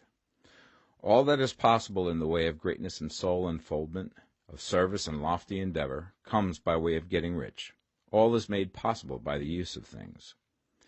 If you lack for physical health, you will find that the attainment of it is conditional on you getting rich. Only those who are emancipated from financial worry and who have the means to live a carefree existence and follow hygienic practices can have and retain health. Moral and spiritual greatness is possible only to those who are above the competitive battle for existence, and only those who are becoming rich on the plane of creative thought are free from the degrading influences of competition. If your heart is set on domestic happiness, remember that love flourishes best when there is refinement, a high level of thought, and freedom from corrupting influences. And these are to be found only where riches are attained by the exercise of creative thought, without strife or rivalry. You can aim at nothing so great or noble, I repeat, as to become rich, and you must fix your attention upon your mental picture of riches, to the exclusion of all that may tend to dim or obscure the vision. You must learn to see the underlying truth in all things. You must see beneath all seemingly wrong conditions the great one life, ever moving forward towards fuller expression and more complete happiness. It is the truth that there is no such thing as poverty, that there is only wealth. Some people remain in poverty because they are ignorant of the fact that there is wealth for them, and these can best be taught by showing them the way to affluence in your own person and practice. Others are poor because, while they feel that there is a way out, they are too intellectually indolent to put forth the mental effort necessary to find that way and by travel it. Others still are poor because, While they have some notion of science, they have become so swamped and lost in the maze of metaphysical and occult theories that they do not know which road to take. They try a mixture of many systems and fail in all. For these, again, the very best thing to do is to show the right way in your own person and practice. An ounce of doing things is worth a pound of theorizing. The very best thing you can do for the whole world is to make the most of yourself. You can serve God and man in no more effective way than by getting rich. That is, if you get rich by the creative method and not by the competitive one. Another thing. We assert that this book gives in detail the principles of the science of getting rich. And if that is true, you do not need to read any other book upon the subject. This may sound narrow and egotistical, but consider. There is no more scientific method of computation in mathematics than by addition, subtraction, multiplication, and division. No other method is possible. There can be but one shortest distance between 2 points. There is only one way to think scientifically, and that is to think in the way that leads by the most direct and simple route to the goal. No man has yet formulated a briefer or less complex system than the one set forth herein. It has been stripped of all non-essentials. When you commence on this, lay all others aside. Put them out of your mind altogether. Read this book every day. Keep it with you. Commit it to memory, and do not think about other systems and theories. If you do, you will begin to have doubts, and to be uncertain and wavering in your thought, and then you will begin to make failures. After you have made good and become rich, you may study other systems as much as you please. But until you are quite sure that you have gained what you want, do not read anything on this line but this book, unless it be the authors mentioned in the preface. And read only the most optimistic comments on the world's news, those in harmony with your picture. Also, postpone your investigations into the occult. Do not dabble in theosophy, spiritualism, or kindred studies. It is very likely that the dead still live and are near, but if they are, let them alone. Mind your own business. Wherever the spirits of the dead may be, they have their own work to do and their own problems to solve, and we have no right to interfere with them. We cannot help them, and it is very doubtful whether they can help us, or whether we have any right to trespass upon their time if they can. Let the dead and the hereafter alone, and solve your own problem. Get rich. If you begin to mix with the occult, you will start mental cross-currents which will surely bring your hopes to shipwreck. Now, this and the preceding chapters have brought us to the following statement of basic facts. There is a thinking stuff from which all things are made, and which, in its original state, permeates, penetrates, and fills the interspaces of the universe. A thought in this substance produces the thing that is imaged by the thought. Man can form things in his thought, and, by impressing his thought upon formless substance, can cause the thing he thinks about to be created. In order to do this, man must pass from the competitive to the creative mind. He must form a clear mental picture of the things he wants, and hold this picture in his thoughts with the fixed purpose to get what he wants, and the unwavering faith that he does get what he wants, closing his mind against all that may tend to shake his purpose, dim his vision, or quench his faith. And in addition to all this, we shall now see that he must live and act in a certain way. Chapter 11. Acting in the Certain Way. Thought is the creative power, or the impelling force which causes the creative power to act. Thinking in a certain way will bring riches to you, but you must not rely upon thought alone, paying no attention to personal action. That is the rock upon which many otherwise scientific metaphysical thinkers meet shipwreck, the failure to connect thought with personal action. We have not yet reached the stage of development, even supposing such a stage to be possible, in which man can create directly from formless substance without nature's processes or the work of human hands. Man must not only think, but his personal action must supplement his thought. By thought you can cause the gold in the hearts of the mountains to be impelled towards you, but it will not mine itself, refine itself, coin itself into double eagles, and come rolling along the roads seeking its way into your pocket. Under the impelling power of the Supreme Spirit, men's affairs will be so ordered that someone will be led to mine the gold for you. Other men's business transactions will be so directed that the gold will be brought toward you, and you must so arrange your own business affairs that you may be able to receive it when it comes to you. Your thought makes all things, animate and inanimate, work to bring you what you want, but your personal activity must be such that you can rightly receive what you want when it reaches you. You are not to take it as charity, nor to steal it. You must give every man more in-use value than he gives you in cash value. The scientific use of thought consists in forming a clear and distinct mental image of what you want, in holding fast to the purpose to get what you want, and in realizing with grateful faith that you do get what you want. Do not try to project your thought in any mysterious or occult way, with the idea of having it go out and do things for you. That is a wasted effort and will weaken your power to think with sanity. The action of thought in getting rich is fully explained in the preceding chapters. Your faith and purpose positively impress your vision upon formless substance, which has the same desire for more life that you have. And this vision, received from you, sets all the creative forces at work in and through their regular channels of action, but directed towards you. It is not your part to guide or supervise the creative process. All you have to do with that is to retain your vision, stick to your purpose, and maintain your faith and gratitude. But you must act in a certain way, so that you can appropriate what is yours when it comes to you, so that you can meet the things you have in your picture and put them in their proper places as they arrive. You can really see the truth of this. When things reach you, they will be in the hands of other men, who will ask an equivalent for them. And you can only get what is yours by giving the other man what is his. Your pocketbook is not going to be transformed into a Fortunata's purse, which shall be always full of money without effort on your part. This is the crucial point in the science of getting rich, right here, where thought and personal action must be combined. There are very many people who, consciously or unconsciously, set the creative forces in action by the strength and persistence of their desires, but who remain poor because they do not provide for the reception of the thing they want when it comes. By thought, the thing you want is brought to you. By action, you receive it. Whatever your action is to be, it is evident that you must act now. You cannot act in the past, and it is essential to the clearness of your mental vision that you dismiss the past from your mind.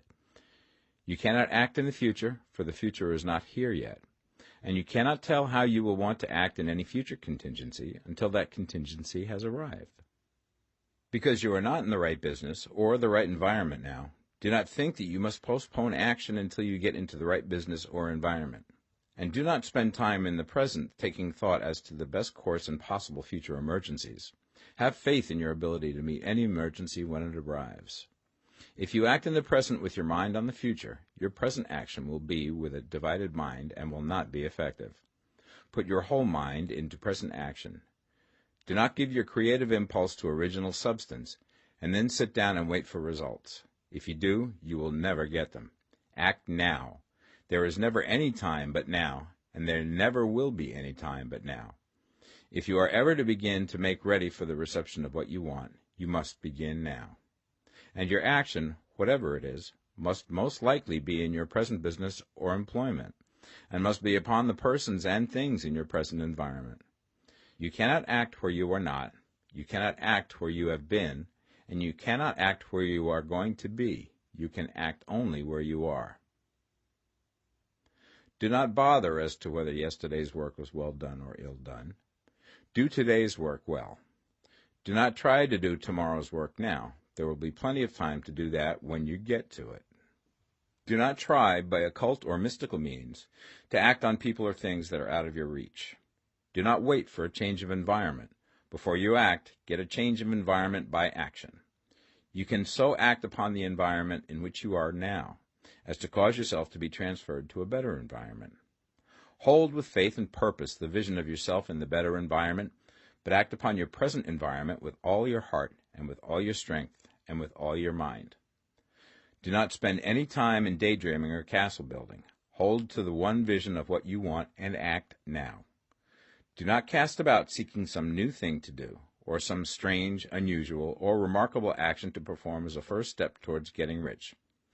It is probable that your actions, at least for some time to come, will be those you have been performing for some time past, but you are to begin now to perform these actions in a certain way, which will surely make you rich. If you are engaged in some business and feel that it is not the right one for you, do not wait until you get into the right business before you begin to act. Do not feel discouraged or sit down and lament because you are misplaced. No man was ever so misplaced that he could not find the right place, and no man ever became so involved in the wrong business but that he could get into the right business. Hold the vision of yourself in the right business, with the purpose to get into it, and the faith that you will get into it, and are getting into it, but act in your present business. Use your present business as the means of getting a better one, and use your present environment as the means of getting into a better one. Your vision of the right business, if held with faith and purpose, will cause the Supreme to move the right business towards you, and your action, if performed in a certain way, will cause you to move towards the business. If you are an employee or wage earner and feel that you must change places in order to get what you want, do not project your thought into space and rely upon it to get you another job. It will probably fail to do so. Hold the vision of yourself in the job you want, while you act with faith and purpose on the job you have, and you will certainly get the job you want. Your vision and faith will set the creative force in motion to bring it toward you, and your action will cause the forces in your own environment to move you toward the place you want. In closing this chapter, we will add another statement to our syllabus.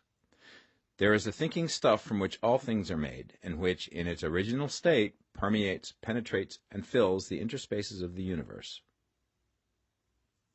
A thought in this substance produces the thing that is imaged by the thought. Man can form things in his thought, and, by impressing his thought upon formless substance, can cause the thing he thinks about to be created. In order to do this, man must pass from the competitive to the creative mind.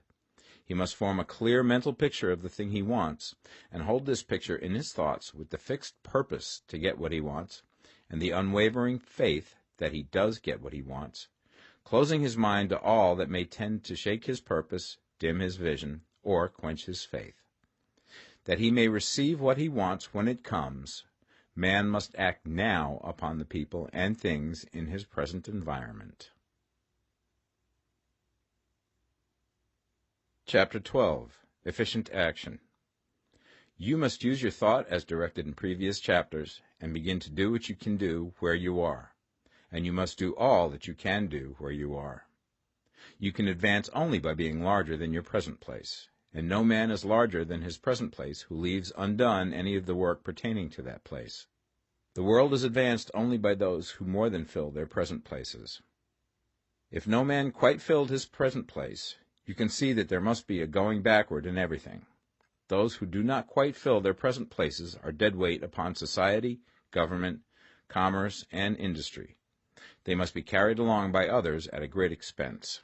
The progress of the world is retarded only by those who do not fill the places they are holding. They belong to a former age and a lower stage or plane of life, and their tendency is towards degeneration. No society could advance if every man was smaller than his place. Social evolution is guided by the law of physical and mental evolution. In the animal world, evolution is caused by excess of life. When an organism has more life than can be expressed in the function of its own plane, it develops the organs of a higher plane, and a new species is originated. There never would have been new species had there not been organisms which more than filled their places. The law is exactly the same for you. Your getting rich depends upon your applying this principle to your own affairs. Every day is either a successful day or a day of failure, and it is the successful days which get you what you want. If every day is a failure, you can never get rich, while if every day is a success, you cannot fail to get rich.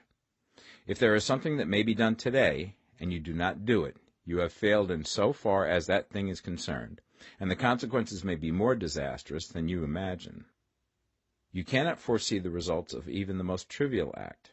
You do not know the workings of all the forces that have been set moving in your behalf. Much may be depending on your doing some simple act. It may be the very thing which is to open the door of opportunity to very great possibilities. You can never know all the combinations which Supreme Intelligence is making for you in the world of things and of human affairs. Your neglect or failure to do some small thing may cause a long delay in getting what you want. Do, every day, all that can be done that day. There is, however, a limitation or qualification of the above that you must take into account. You are not to overwork, not to rush blindly into your business in the effort to do the greatest possible number of things in the shortest possible time. You are not to try to do tomorrow's work today, nor to do a week's work in a day. It is really not the number of things you do, but the efficiency of each separate action that counts. Every act is, in itself, either a success or a failure. Every act is, in itself, either effective or inefficient. Every inefficient act is a failure, and if you spend your life in doing inefficient acts, your whole life will be a failure. The more things you do, the worse for you if all your acts are inefficient ones. On the other hand, every efficient act is a success in itself, and if every act of your life is an efficient one, your whole life must be a success. The cause of failure is doing too many things in an inefficient manner, and not doing enough things in an efficient manner. You will see that it is a self-evident proposition that if you do not do any inefficient acts, and if you do a sufficient number of efficient acts, you will become rich. If, now, it is possible for you to make each act an efficient one, you see again that the getting of riches is reduced to an exact science, like mathematics. The matter turns, then, on the questions whether you can make each separate act a success in itself, and this you certainly can do. You can make each act a success because all power is working with you, and all power cannot fail. Power is at your service, and to make each act efficient, you have only to put power into it. Every action is either strong or weak, and when every one is strong, you are acting in the certain way which will make you rich. Every act can be made strong and efficient by holding your vision while you are doing it, and putting the whole power of your faith and purpose into it. It is at this point that the people fail who separate mental power from personal action. They use the power of the mind in one place and at one time, and they act in another place at another time. So their acts are not successful in themselves. Too many of them are inefficient. But if all power goes into every act, no matter how commonplace, every act will be a success in itself. And as in the nature of things, every success opens the way to other successes, your progress towards what you want and the progress of what you want toward you will become increasingly rapid. Remember that successful action is cumulative in its results. Since the desire for more life is inherent in all things, when a man begins to move towards larger life, more things attach themselves to him, and the influence of his desire is multiplied. Do, every day, all that you can do that day, and do each act in an efficient manner. In saying that you must hold your vision while you are doing each act, however trivial or commonplace, I do not mean to say that it is necessary at all times to see the vision distinctly to its smallest details. It should be the work of your leisure hours to use your imagination on the details of your vision, and to contemplate them until they are firmly fixed upon memory. If you wish speedy results, spend practically all your spare time in this practice. By continuous contemplation you will get the picture of what you want, even to the smallest details, so firmly fixed upon your mind and so completely transferred to the mind of formless substance, that in your working hours you need only to mentally refer to the picture to stimulate your faith and purpose, and cause your best effort to be put forth. Contemplate your picture in your leisure hours until your consciousness is so full of it that you can grasp it instantly. You will become so enthused with its bright promises that the mere thought of it will call forth the strongest energies of your whole being. Let us again repeat our syllabus, and by slightly changing the closing statements, bring it to the point we have now reached. There is a thinking stuff from which all things are made, and which, in its original state, permeates, penetrates, and fills the interspaces of the universe. A thought in this substance produces the thing that is imaged by the thought. Man can form things in his thought, and, by impressing his thought upon formless substance, can cause the thing he thinks about to be created. In order to do this, man must pass from competitive to the creative mind. He must form a clear mental picture of the thing he wants, and do, with faith and purpose, all that can be done each day, doing each separate thing in an efficient manner. Chapter 13. Getting into the right business. Success in any particular business depends for one thing upon your possessing in a well-developed state the faculties required in that business. Without good musical faculty, no one can succeed as a teacher of music. Without well-developed mechanical faculties, no one can achieve great success in any of the mechanical trades. Without tact and the commercial faculties, no one can succeed in the mercantile pursuits. But to possess in a well-developed state the faculties required in your particular vocation does not ensure getting rich. There are musicians who have remarkable talent and who yet remain poor. There are blacksmiths, carpenters, and so on who have excellent mechanical ability, but who do not get rich. And there are merchants with good faculties for dealing with men who nevertheless fail. The different faculties are tools. It is essential to have good tools, but it is also essential that the tools should be used in the right way. One man can take a sharp saw, a square, a good plane, and so on, and build a handsome article of furniture. Another man can take the same tools and set to work to duplicate the article, but his production will be a botch. He does not know how to use good tools in a successful way. The various faculties of your mind are the tools with which you must do the work which is to make you rich. It will be easier for you to succeed if you get into a business for which you are well equipped with mental tools. Generally speaking, you will do best in that business which will use your strongest faculties, the one for which you are naturally best fitted. But there are limitations to this statement also. No man should regard his vocation as being irrevocably fixed by the tendencies with which he was born. You can get rich in any business, for if you have not the right talent you can develop that talent. It merely means that you will have to make your tools as you go along, instead of confining yourself to the use of those with which you were born. It will be easier for you to succeed in a vocation for which you already have the talent in a well-developed state, but you can succeed in any vocation, for you can develop any rudimentary talent, and there is no talent of which you have not at least the rudiment. You will get rich most easily in point of effort if you do that for which you are best fitted, but you will get rich most satisfactorily if you do that which you want to do. Doing what you want to do is life, and there is no real satisfaction in living if we are compelled to be forever doing something which we do not like to do, and can never do what we want to do. And it is certain that you can do what you want to do. The desire to do it is proof that you have within you the power which can do it. Desire is a manifestation of power. The desire to play music is the power which can play music seeking expression and development. The desire to invent mechanical devices is the mechanical talent seeking expression and development. When there is no power, either developed or undeveloped, to do a thing, there is never any desire to do that thing.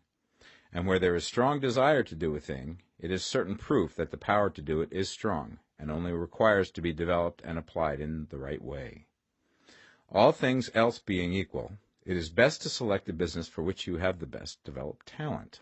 But if you have a strong desire to engage in any particular line of work, you should select that work as the ultimate end at which you aim. You can do what you want to do, and it is your right and privilege to follow the business or avocation which will be most congenial and pleasant. You are not obliged to do what you do not like to do, and should not do it except as a means to bring you to the doing of the thing you want to do. If there are past mistakes whose consequences have placed you in an undesirable business or environment, you may be obliged for some time to do what you do not like to do. If you feel that you are not in the right vocation, do not act too hastily in trying to get into another one. The best way, generally, to change business or environment is by growth. Do not be afraid to make a sudden and radical change if the opportunity is presented, and you feel after careful consideration that it is the right opportunity. But never take sudden or radical action when you are in doubt as to the wisdom of doing so. There is never any hurry on the creative plane, and there is no lack of opportunity. When you get out of the competitive mind, you will understand that you never need to act hastily. No one else is going to beat you to the thing you want to do. There is enough for all. If one space is taken, another and a better one will be opened for you a little further on. There is plenty of time. When you are in doubt, wait. Fall back on the contemplation of your vision, and increase your faith and purpose. And by all means, in times of doubt and indecision, cultivate gratitude. A day or two spent in contemplating the vision of what you want, and in earnest thanksgiving that you are getting it, will bring your mind into such close relationship with the Supreme that you will make no mistake when you do act. There is a mind which knows all there is to know, and you can come into close unity with this mind by faith and the purpose to advance in life, if you have deep gratitude. Mistakes come from acting hastily, or from acting in fear or doubt, or in forgetfulness of the right motive, which is more life to all and less to none. As you go on in the certain way, opportunities will come to you in increasing number, and you will need to be very steady in your faith and purpose, and to keep in close touch with the all-mind by reverent gratitude. Do all that you can do in a perfect manner every day, but do it without haste, worry, or fear. Go as fast as you can, but never hurry. Remember that in the moment you begin to hurry, you cease to be a creator and become a competitor. You drop back upon the old plane again. Whenever you find yourself hurrying, call a halt. Fix your attention on the mental image of the thing you want, and begin to give thanks that you are getting it. The exercise of gratitude will never fail to strengthen your faith and renew your purpose. Chapter 14. The Impression of Increase. Whether you change your vocation or not, your actions for the present must be those pertaining to the business in which you are now engaged. You can get into the business you want by making constructive use of the business you are already established in, by doing your daily work in a certain way. And in so far as your business consists in dealing with other men, whether personally or by letter, the key thought of all your efforts must be to convey to their minds the impression of increase. Increase is what all men and women are seeking. It is the urge of the formless intelligence within them, seeking fuller expression. The desire for increase is inherent in all nature. It is the fundamental impulse of the universe. All human activities are based on the desire for increase. People are seeking more food, more clothes, better shelter, more luxury, more beauty, more knowledge, more pleasure. Increase in something, more life. Every living thing is under this necessity for continuous advancement. Where increase of life ceases, dissolution and death set in at once. Man instinctively knows this, and hence he is forever seeking more. This law of perpetual increase is set forth by Jesus in the parable of the talents. Only those who gain more retain any. From him who hath not shall be taken away even that which he hath. The normal desire for increased wealth is not an evil or a reprehensible thing. It is simply the desire for more abundant life. It is aspiration. And because it is the deepest instinct of their natures, all men and women are attracted to him who can give them more of the means of life. In following the certain way, you are getting continuous increase for yourself, and you are giving it to all with whom you deal. You are a creative center from which increase is given off to all. Be sure of this, and convey assurance of the fact to every man, woman, and child with whom you come in contact. No matter how small the transaction, even if it be only the selling of a stick of candy to a little child, put into it the thought of increase, and make sure that the customer is impressed with the thought. Convey the impression of advancement with everything you do, so that all people shall receive the impression that you are an advancing man, and that you advance all who deal with you. Even to the people whom you meet in a social way, without any thought of business, and to whom you do not try to sell anything, give the thought of increase. You can convey this impression by holding the unshakable faith that you, yourself, are in the way of increase, and by letting this faith inspire, fill, and permeate every action. Do everything that you do in the firm conviction that you are an advancing personality, and that you are giving advancement to everybody. Feel that you are getting rich, and that in doing so you are making others rich, and conferring benefits to all. Do not boast or brag of your success, or talk about it unnecessarily. True faith is never boastful. Wherever you find a boastful person, you find one who is secretly doubtful and afraid. Simply feel the faith, and let it work out in every transaction. Let every act and tone and look express the quiet assurance that you are getting rich, that you are already rich. Words will not be necessary to communicate this feeling to others. They will feel the sense of increase when in your presence and will be attracted to you again. You must so impress others that they will feel that in associating with you they will get increase for themselves. See that you give them a use value greater than the cash value you are taking from them. Take an honest pride in doing this, and let everybody know it, and you will have no lack of customers. People will go where they are given increase, and the Supreme, which desires increase in all, and which knows all, will move towards you men and women who have never heard of you. Your business will increase rapidly, and you will be surprised at the unexpected benefits which will come to you. You will be able from day to day to make larger combinations, secure greater advantages, and to go on into a more congenial vocation if you desire to do so. You must never lose sight of your vision of what you want, or your faith and purpose to get what you want. Let me here give you another word of caution in regards to motives. Beware of the insidious temptation to seek for power over other men. Nothing is so pleasant to the unformed or partially developed mind as the exercise of power or dominion over others. The desire to rule for selfish gratification has been the curse of the world.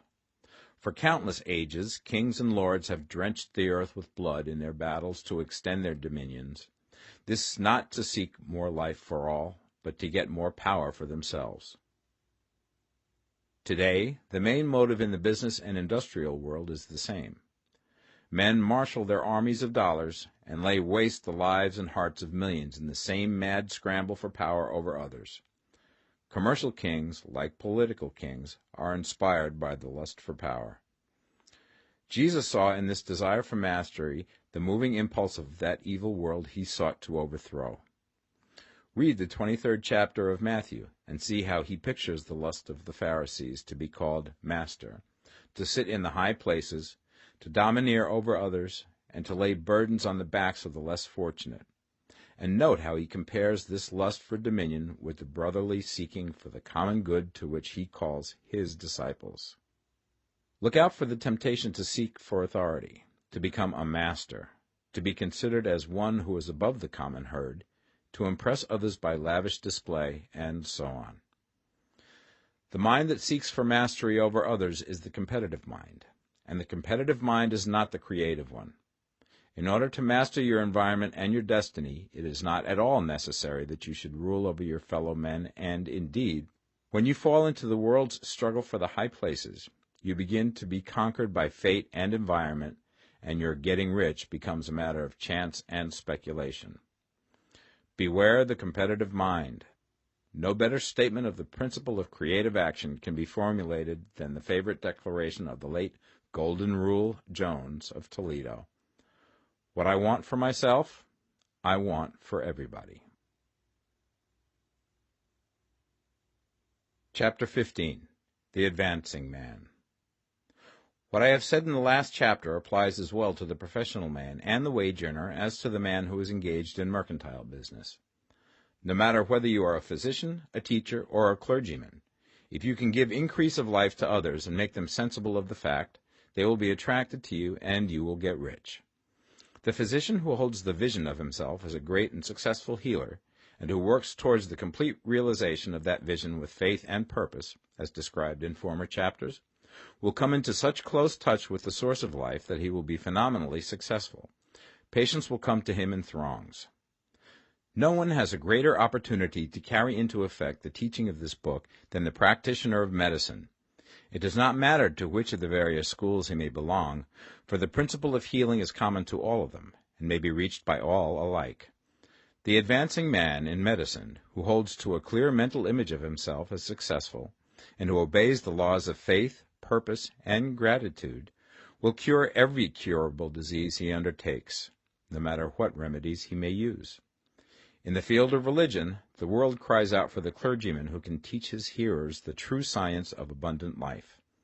He who masters the details of the science of getting rich, together with the allied sciences of being well, of being great, and of winning love, and who teaches these details from the pulpit, will never lack for a congregation. This is the gospel that the world needs. It will give increase of life, and men will hear it gladly, and will give liberal support to the man who brings it to them. What is now needed is a demonstration of the science of life from the pulpit. We want preachers who can not only tell us how, but who, in their own persons, will show us how. We need the preacher who will himself be rich, healthy, great, and beloved, to teach us how to attain to these things, and when he comes, he will find a numerous and loyal following. The same is true of the teacher who can inspire the children with the faith and purpose of the advancing life. He will never be out of a job, and any teacher who has this faith and purpose can give it to his pupils. He cannot help giving it to them if it is part of his own life and practice. What is true of the teacher, preacher, and physician is true of the lawyer, dentist, real estate man, insurance agent, of everybody. The combined mental and personal action I have described is infallible. It cannot fail. Every man and woman who follows these instructions steadily, perseveringly, and to the letter, will get rich. The law of the increase of life is as mathematically certain in its operation as the law of gravitation. Getting rich is an exact science. The wage earner will find this as true of his case as of any others mentioned. Do not feel that you have no chance to get rich because you are working where there is no visible opportunity for advancement, where wages are small and the cost of living high. Form your clear mental vision of what you want and begin to act with faith and purpose. Do the work that you can do every day and do each piece of work in a perfectly successful manner. Put the power of success and the purpose to get rich into everything that you do. But do not do this merely with the idea of currying favor with your employer in the hopes that he or those above you will see your good work and advance you. It is not likely that they will do so. The man who is merely a good workman, filling his place to the very best of his ability, and satisfied with that, is valuable to his employer, and it is not to the employer's interest to promote him. He is worth more where he is. To secure advancement, something more is necessary than to be too large for your place. The man who is certain to advance is the one who is too big for his place, and who has a clear concept of what he wants to be, who knows that he can become what he wants to be, and who is determined to be what he wants to be. Do not try to more than fill your present place with a view to pleasing your employer. Do it with the idea of advancing yourself.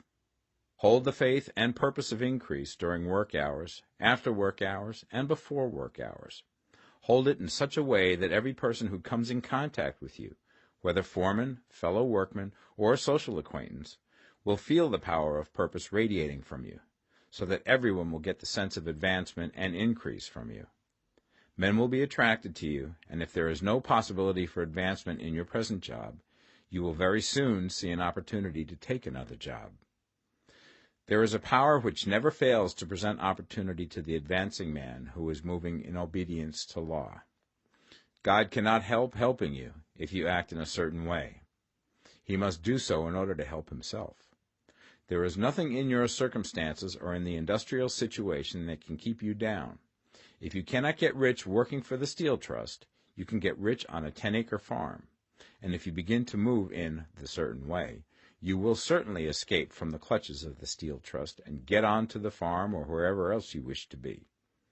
If a few thousands of its employees would enter upon the certain way, the Steel Trust would soon be in a bad plight. It would have to give its working men more opportunity or go out of business. Nobody has to work for a trust. The trusts can keep men in so-called hopeless conditions only so long as there are men who are too ignorant to know of the science of getting rich, or too intellectually slothful to practice it. Begin this way of thinking and acting, and your faith and purpose will make you quick to see any opportunity to better your condition.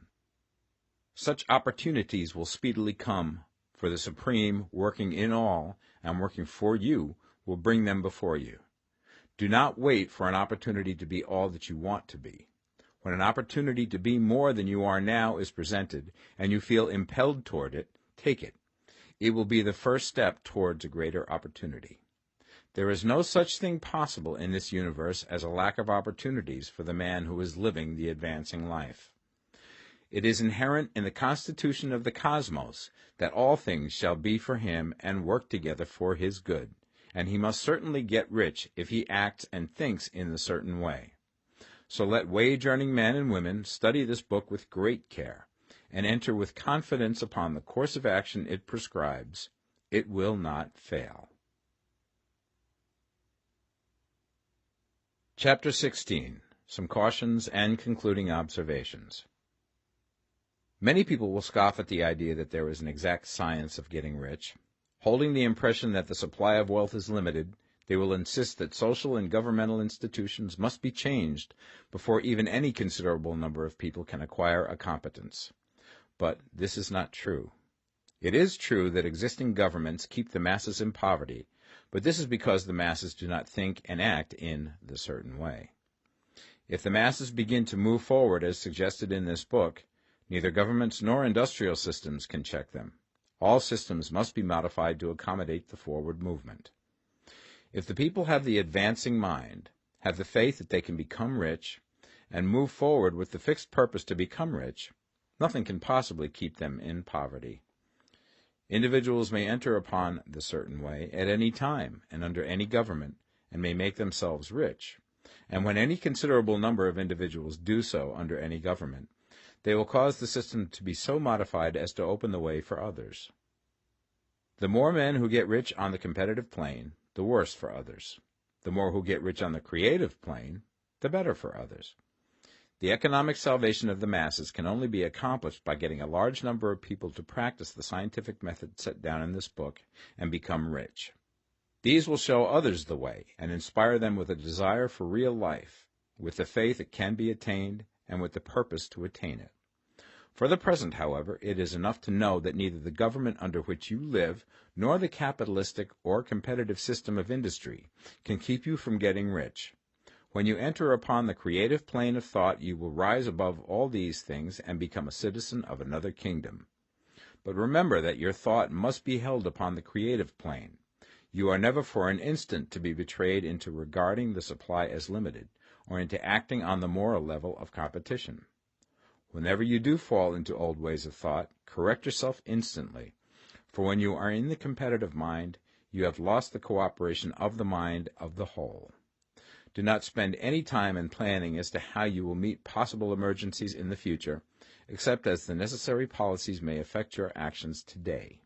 You are concerned with doing today's work in a perfectly successful manner, and not with emergencies which may arise tomorrow. You can attend to them as they come. Do not concern yourself with questions as to how you shall surmount obstacles which may loom upon your business horizon, unless you can see plainly that your course must be altered today in order to avoid them. No matter how tremendous an obstruction may appear at a distance, you will find that if you go on in the certain way, it will disappear as you approach it, or that a way over, through, or around it will appear. No possible combination of circumstances can defeat a man or woman who is proceeding to get rich along strictly scientific lines. No man or woman who obeys the law can fail to get rich, any more than one can multiply 2 by 2 and fail to get 4. Give no anxious thought to possible disasters, obstacles, panics, or unfavorable combinations of circumstances. It is time enough to meet such things when they present themselves before you in the immediate present, and you will find that every difficulty carries with it the wherewithal for its overcoming. Guard your speech. Never speak of yourself, your affairs, or of anything else in a discouraged or discouraging way. Never admit the possibility of failure, or speak in a way that infers failure as a possibility. Never speak of times as being hard, or of business conditions as being doubtful. Times may be hard and business doubtful for those who are on the competitive plane, but they can never be so for you. You can create what you want, and you are above fear. When others are having hard times and poor business, you will find your greatest opportunities.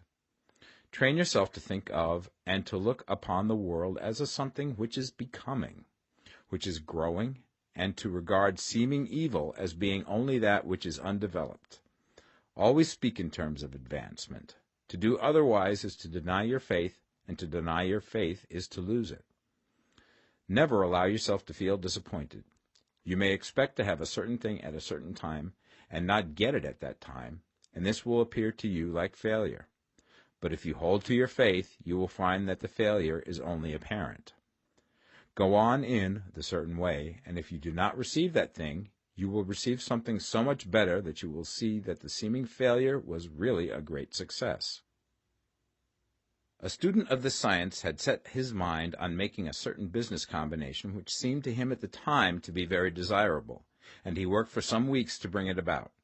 When the crucial time came, the thing failed in a perfectly inexplicable way. It was as if some unseen influence had been working secretly against him. He was not disappointed. On the contrary, he thanked God that his desire had been overruled, and went steadily on with a grateful mind. In a few weeks an opportunity so much better came his way that he would not have made the first deal on any account, and he saw that a mind which knew more than he knew had prevented him from losing the greater good by entangling himself with the lesser.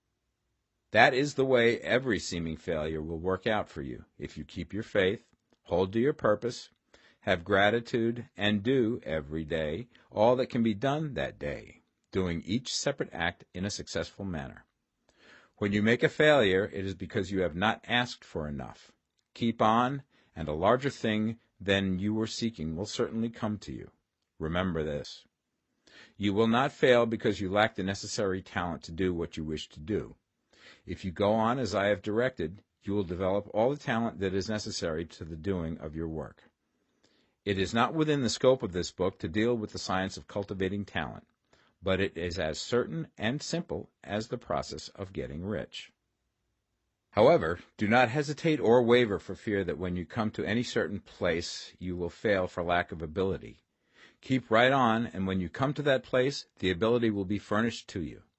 The same source of ability which enabled the untaught Lincoln to do the greatest work in government ever accomplished by a single man is open to you. You may draw upon all the mind there is for wisdom to use in meeting the responsibilities which are laid upon you. Go on in full faith. Study this book. Make it your constant companion until you have mastered all the ideas contained in it. While you are getting firmly established in this faith, you will do well to give up most recreations and pleasure, and to stay away from places where ideas conflicting with these are advanced in lectures or sermons. Do not read pessimistic or conflicting literature, or get into arguments upon the matter. Do very little reading, outside of the writers mentioned in the preface. Spend most of your leisure time in contemplating your vision, and in cultivating gratitude, and in reading this book. It contains all you need to know of the science of getting rich, and you will find all the essentials summed up in the following chapter. Chapter 17. Summary of the Science of Getting Rich. There is a thinking stuff from which all things are made, and which, in its original state, permeates, penetrates, and fills the interspaces of the universe. A thought in this substance produces the thing that is imaged by the thought.